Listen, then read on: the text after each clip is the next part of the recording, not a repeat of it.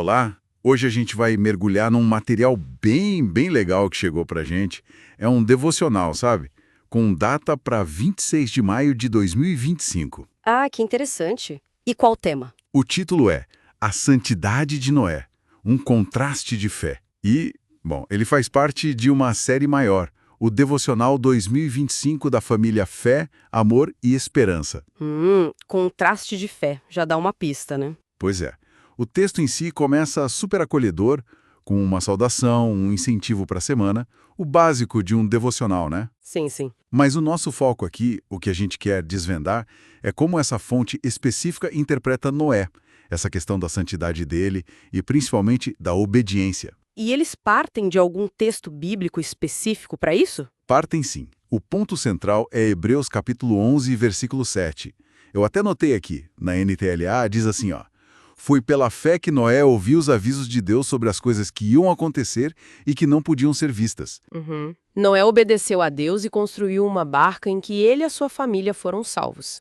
Assim, Noé condenou o mundo e recebeu de Deus a aprovação que vem por meio da fé. É forte essa parte final, né? Assim, Noé condenou o mundo. Nossa, mesmo. Condenou o mundo. Isso levanta muitas questões. Exatamente. E é aí que o devocional entra. A grande pergunta que eles exploram é: como assim? Como é que a fé do Noé, essa vida que ele levava considerada íntegra, virou um contraste tão forte a ponto de alguma forma, condenar o pessoal da época dele? Vamos dar uma olhada nessa interpretação deles. Perfeito.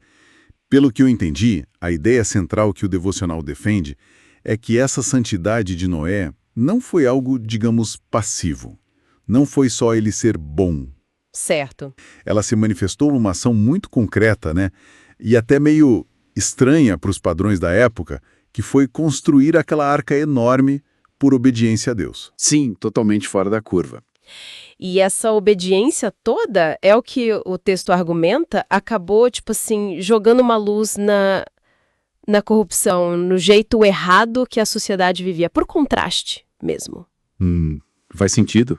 Daí o texto até levanta uma dúvida que eu achei bem interessante.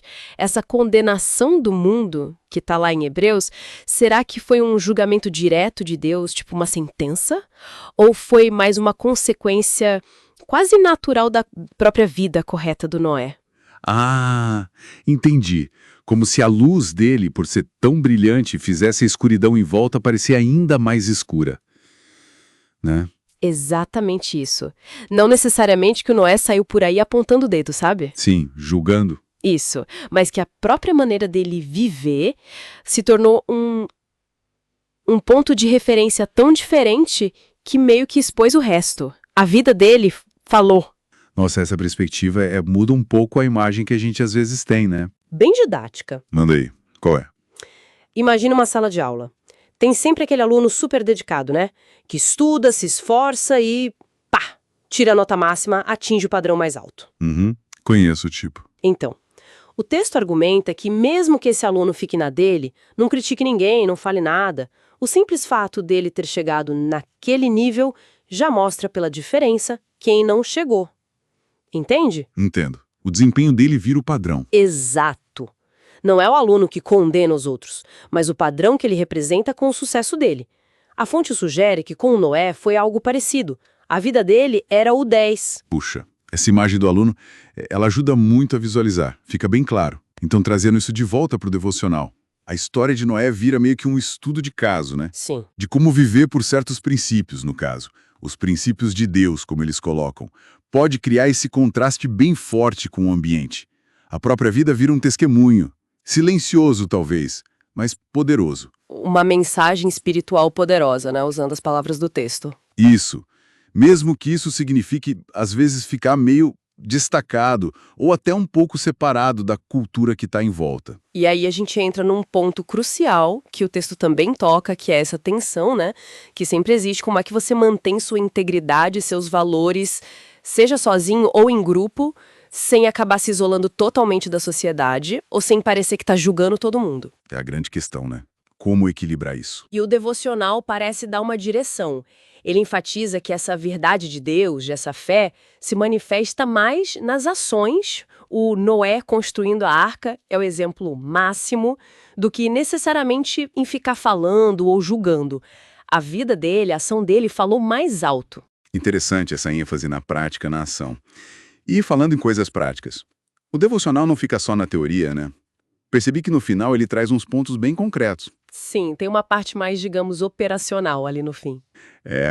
Eles mencionam um pedido de apoio para a missão deles, que produz o material, e colocam até uma chave Pix, 15 9972 1441. Bem direto. Sim, bem direto. E não para por aí. Tem todo um convite para o pessoal se engajar mais com o conteúdo deles.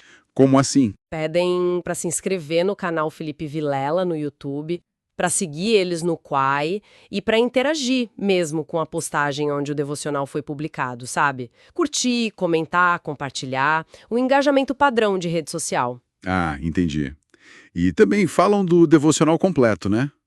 O devocional 2025 da família Fé, Amor e Esperança. Isso, eles informam que está disponível e quem quiser reservar um exemplar é para comentar adquirir lá na postagem original deles, então tem essa chamada para ação bem clara depois de toda a reflexão. Faz sentido. Conectar a reflexão com a continuidade do trabalho deles. Exato. E sabe, toda essa conversa sobre Noé, essa visão do devocional dele como um contraste pela fé, isso me deixa pensando numa coisa. Se a gente aceita essa interpretação, que a vida diferente de Noé foi um testemunho poderoso, como é que hoje nós, indivíduos ou mesmo grupos, podemos viver nossas convicções de um jeito autêntico, sendo esse contraste positivo que o texto sugere? Sim. Mas sem cair naquela armadilha do isolamento total ou de ser percebido como alguém que só julga, ainda mais no mundo tão plural como o nosso. Como achar essa linha tênue, né? Fica aí a pergunta pra gente pensar.